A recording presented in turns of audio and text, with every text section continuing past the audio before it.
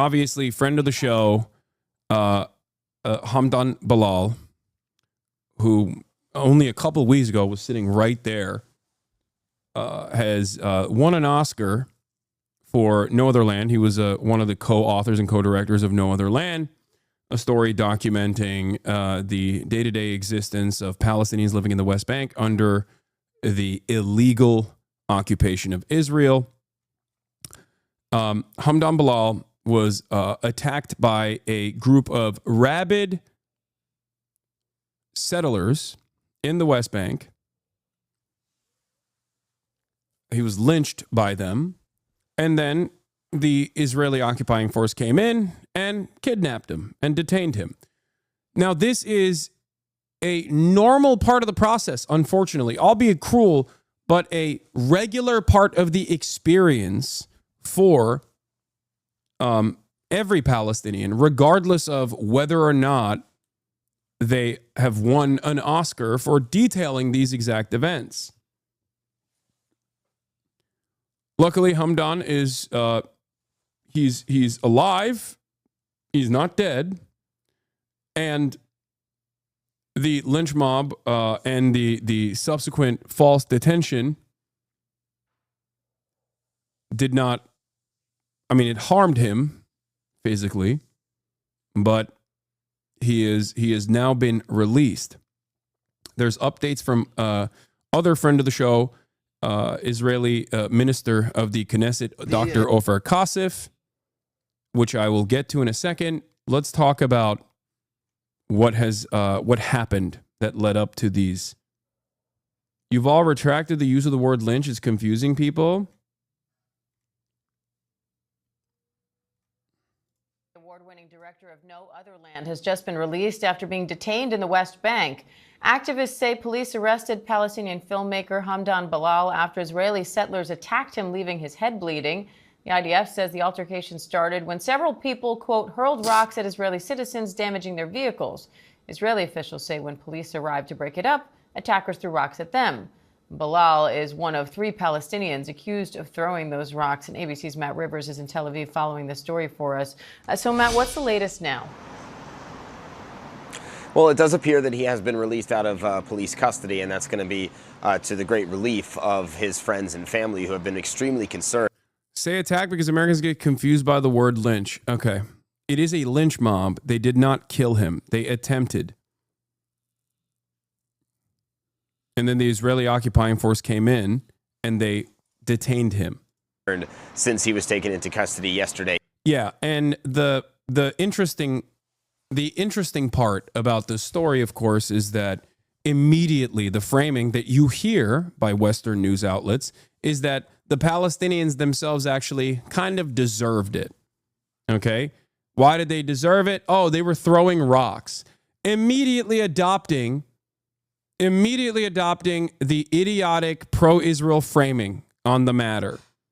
Like, oh, they did something that deserved the right-wing, far-right Jewish KKK mob coming in and brutalizing this person and their families.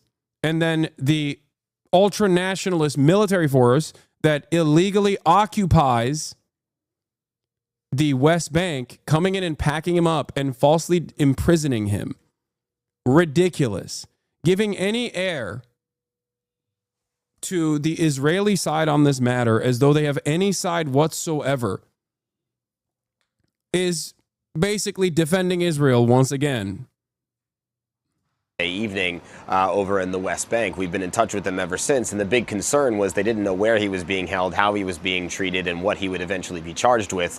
We still don't know all the answers to those questions, but it does appear that he has been released. We've been in touch with his friends who say he is on his way home to go see his family. As is often the case with the West Bank, you have competing narratives about what happened here. You have the Israeli security forces version of events, which often say that it is Palestinians who start these things, that they are simply responding to Palestinians. Why would you even bring that up? Like, there's no reason to bring that up. Attacks, and then you have the other side, which is the Palestinians who live there. Isn't this what Bad Empanada was saying about you? I don't know what you think you're saying in this situation, but I find it really funny because we're talking about a real issue, okay? A real act of violence that someone who was on this broadcast a couple weeks prior was subjected to, and your attitude on the matter immediately demonstrates your lack of interest in learning anything new because you fucking turned around and tried to make this about drama with a goddamn YouTuber. What the fuck is wrong with you, dude? Some of you people are so fucking pathetic. Okay, you fancy yourselves to be intellectuals. You fancy yourselves to be people who truly care about political acts. Okay, and you consider yourself to be motivated by empathy. And then when the opportune moment rises, you immediately turn around and just go, this is like kind of exactly what you do on a daily basis, according to a video that I misunderstood. Shut the fuck up. The activists who are there, and they say that this was Jewish settler violence, people coming into their town as they do all the time. And we have seen rising incidents of settler violence over the past several years, provoking people. Aren't you conflating being Jewish with the policy goals of the apartheid state of Israel by referring to it as a right-wing Jewish mob? What? No, dumb fuck. Saying people who are part of the Jewish Power Party, or saying people that are Jewish themselves, like Jewish settlers themselves, operating like the Klan, okay? Saying that right-wing rabid ultranationalist settlers are the Jewish KKK is not conflating the entirety of Israel with Judaism. That's just what their ethno-religious background is. Yes, I've been wanting to be called a dumb fuck by Hasan for so long. Okay, have fun with that.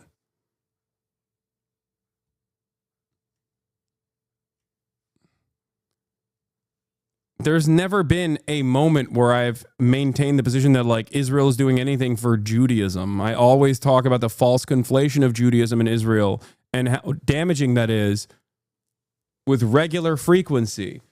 Yeah, that's like saying you're conflating Christianity by saying right-wing Christian nationalists. Exactly.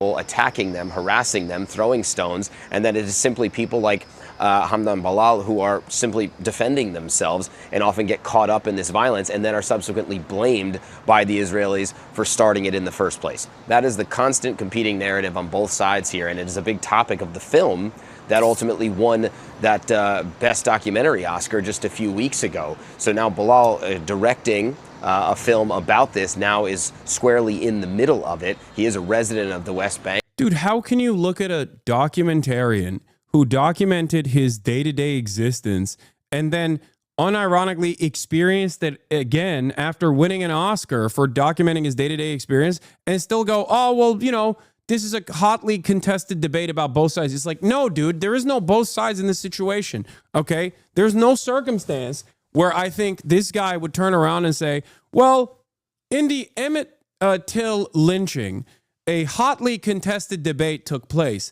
Did he actually whistle at a white woman or did he not whistle at a white woman? Like, no, we know what happened. We know what happens in the West Bank every day. That is literally what the documentary was about. And now there is a living, breathing example post-documentary. Because the documentary itself was already the experience that these guys had. What are you saying when there's no hotly contested narrative here? There's just the truth, okay? There's no both sides in Auschwitz. There's no both sides in the Jim Crow South. And there's no both sides when it comes to Israel being an apartheid state. The only people that maintain the position of both sides when talking about Israel being an apartheid state are those who want to cynically defend Israel by muddying the waters, by saying this is simply a narrative. There is no debate here. Israel is 100% an apartheid state. That's the case.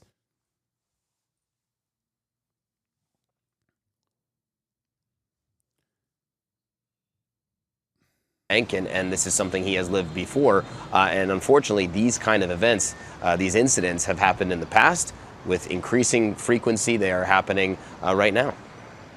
All right, Matt Rivers. Yeah, the only hotly contested debate here is inside this person's mind as his conscience tries to speak out, but his mouth fights back and spits out fucking nonsense. Yeah, the only debate in these circumstances The only debate in these circumstances is unironically a debate between wanting to maintain a fucking career and keep getting elevated in the media, in your media job, versus saying the truth. That is the only debate here. And unfortunately, careerism wins out virtually every single time. Every single time they pick career. Hey, no! Can we go back to the car? Guys, back to the car, back to the car! Hasan, I was formerly a very pro-Israel person, and you've helped me look at the situation with much more critically, and I'm ashamed of my former views, which I did hold quite deeply.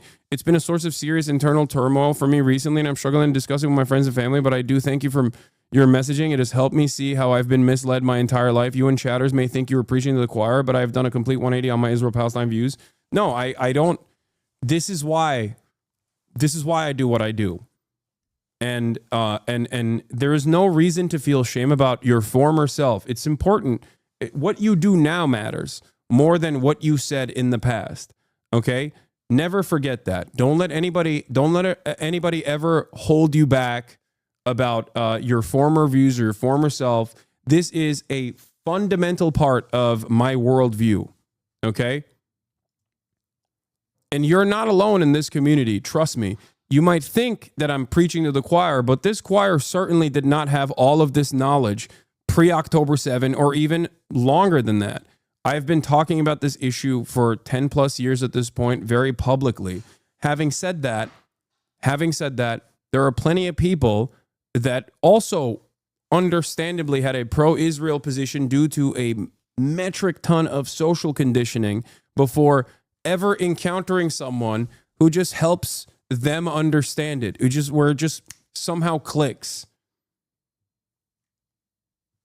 That's it. You are surrounded by people who have had similar experiences. Trust me. I actually retweeted something about this recently from one of my favorite Israeli historians, as a matter of fact, Avi Shalem. He had this to say. Hold on one second. Let me see if I can find it. I retweeted it earlier last night, I believe. I'm going to show you real quick. Moin Rabbani posted Avi Shalem's words. He said, Avi Shalem, by the way, is a Israeli Jewish historian, a very famous Israeli historian, as a matter of fact, whose family is from Iraq. He's from Iraq as well. I've used some of his work in the past to describe to you, ironically enough, while responding to Ethan Klein's context nuke, talking about how like Jews in Iraq actually were under threat for sure. Synagogue bombings had taken place. Those synagogue bombings were conducted by Mossad because they wanted to create an environment of uncertainty, so that their Zionist goals could be accomplished. Why won't he debate you? I don't understand. What do you mean? Because he would look like a fool. He does not know anything about the issues he speaks on. He would much rather yell about me from his hug box about increasingly silly things in an effort to besmirch, in an effort to poison the well, in an effort to make it seem like I don't know what I'm talking about, when in fact it is he who does not know what he's talking about, either omitting key details deliberately in an effort to craft a stronger argument by just straight up lying by omission, or because he just doesn't know. That's what it is. He is a hurt man, but this is not about Ethan. This is about Avi Shalem. Listen. Avi Shalem, I was radicalized in the archives. I was indoctrinated at school in Israel, and even more so when I served in the Israel Defense Forces in the mid-1960s. I believed that Israel was a small, peace-loving country surrounded by hostile Arabs who wanted to throw us into the sea, meaning that we had no choice but to stand up and fight. I accepted this Zionist master narrative until I became interested in the Arab-Israeli conflict as a historian. I spent a whole year going into the Israel archives every day, looking at the records which told me a completely different story. that Israel was aggressive, that Israel was deliberately provoking fights with its neighbors, and that Israel was not interested in peace. Israeli historian Avi Shleim, one of the new historians in Israel that played a formative role in uncovering the actions of the early Zionist brigades in the lead up to the Nakba and in the aftermath of that. His most formative work, of course, his most famous work, of course, is about the Mossad actions taken in Iraq. Avi Shleim himself is an Iraqi Jew originally. His family is from Iraq.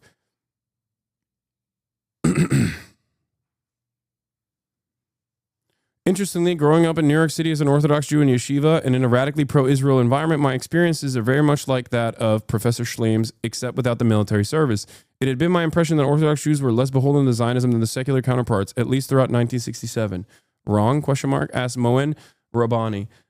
Zachary Foster, who I've also had on the stream, is another Jewish academic, specifically a historian of Palestine from Princeton University. His attitude and many other people's attitude about Israel changed only when they arrived at the truth about what Israel had done in perpetuity.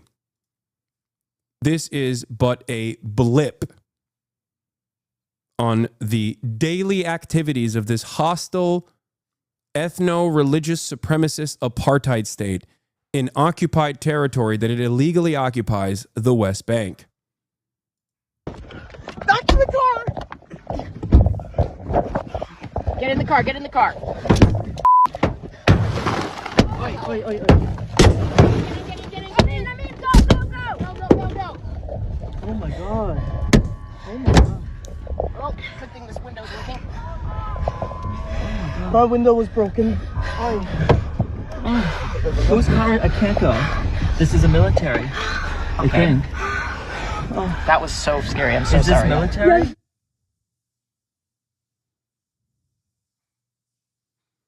This is the dashboard footage of the event where mass settlers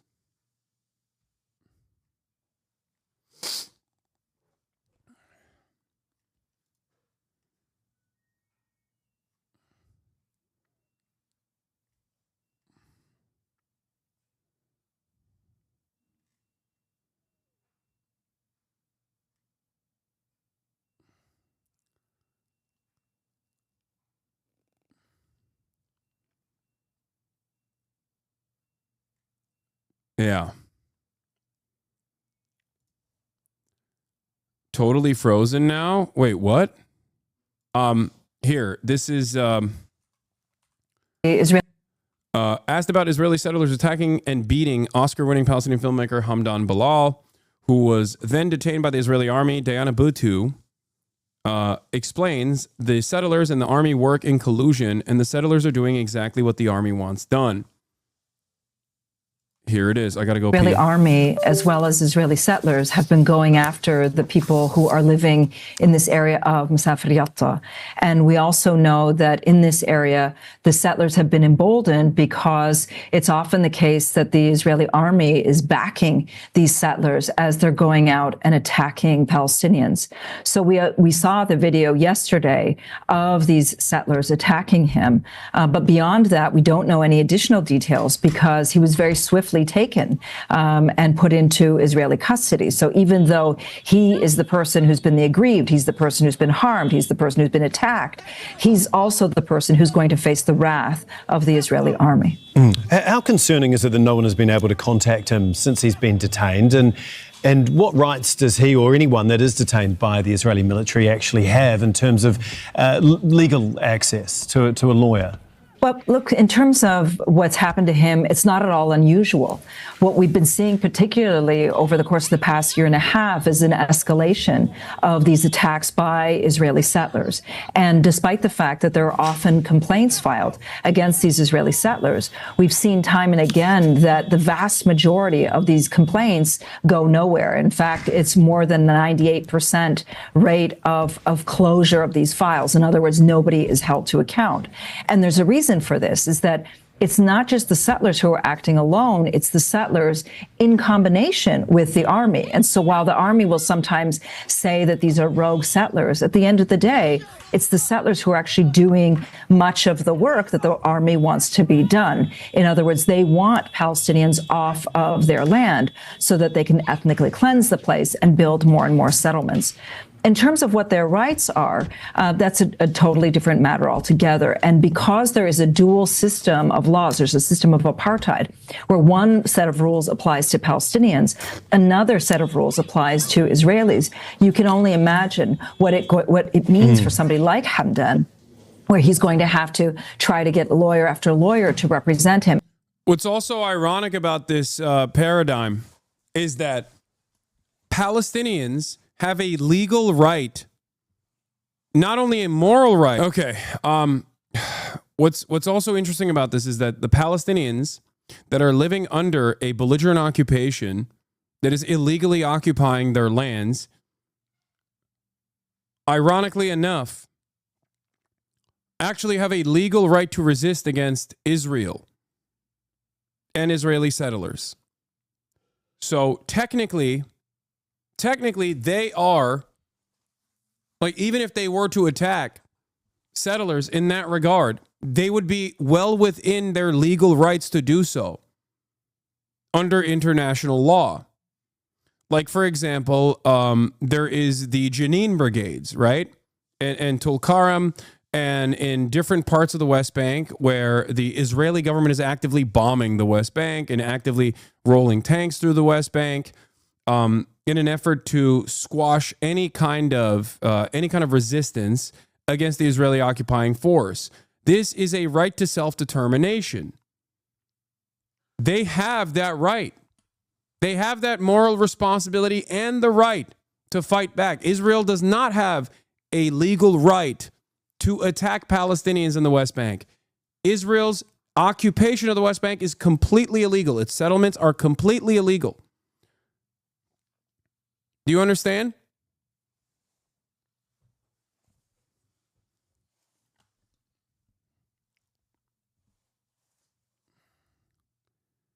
This is important to understand. This is important to recognize. So it's like doubly messed up that these guys will try to be like, oh, they threw rocks in our direction. You have no right to be there.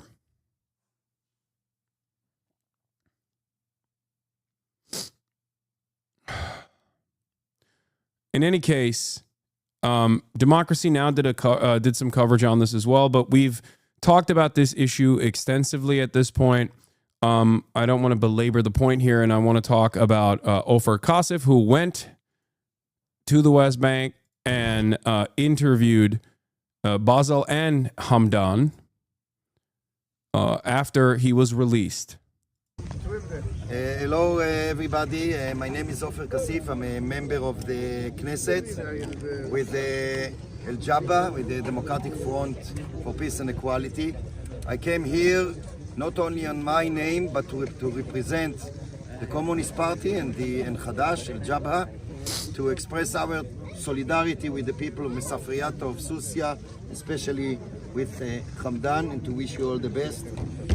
We are firmly with the people with the all Palestinian people who've been going through hell, especially in the last 18 months. Genocide in Gaza and ethnic cleansing in the West Bank. And what we saw here is only one example out of hundreds, if not thousands. And I call, like my Did he say communist? Yes. This is the Communist Party in Israel. friend said, I also would like to appeal to the whole international community. Don't leave the Palestinian people behind. Don't leave the people of Mesafar Yatta behind. They need your support. We all need peace and justice.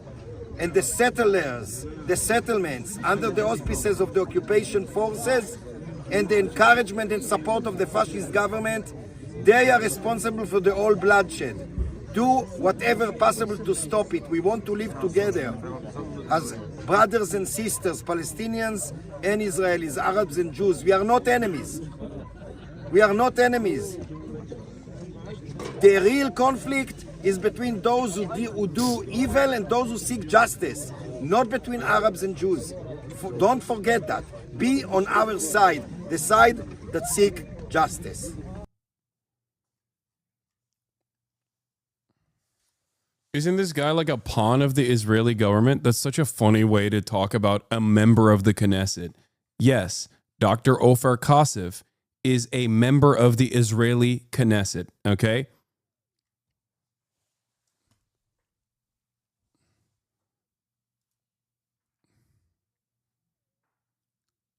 He is one of the few people in Israel that is an open anti-Zionist.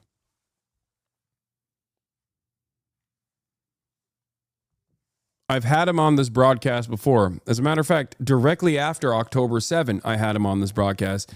One of the things that we talked about was how disappointed he was in Bernie Sanders, who he had reached out to numerous times leading up to October 7, specifically on the issue of the West Bank pogroms that were taking place, and how Bernie Sanders did not respond to him. So he is a real, straight up anti-Zionist. One of the rare few. And Bassett, they got like the Oscar, whatever. And the main aim for that, just to explain about the situation and what's going on in Sabriata and Susia and Tuan and everywhere. So, as you heard like the story of Hamdan, it's happening for everyone. But to target someone like Hamdan and Bassel and other activists, it means like there is like a very strong message. They don't want like our Palestinian message to go all over the world. And it's like the time for everyone who believe in the human rights, who believe in peace and dignity, to listen to us. We are facing a very organized militant militia that took the law in their hand. Settlers, moving around with the military uniform. It means, we are under military control. It means, we have to obey their rules.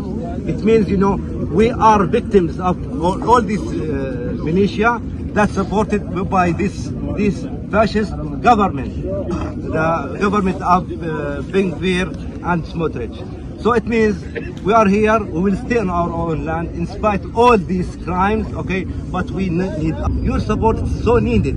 At least like to say your word. It's the time to end this, Israeli occupation.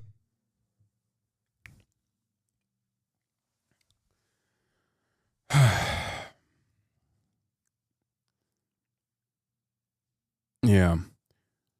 I want to remind people that the American government actively shipped small arms to the West Bank that got into the hands of these violent, rabid settlers. They were directly handed to them, as a matter of fact, by Itamar Ben-Gvir, and that those settlers have unironically done some damage to other Israeli people that they have assumed were Palestinian.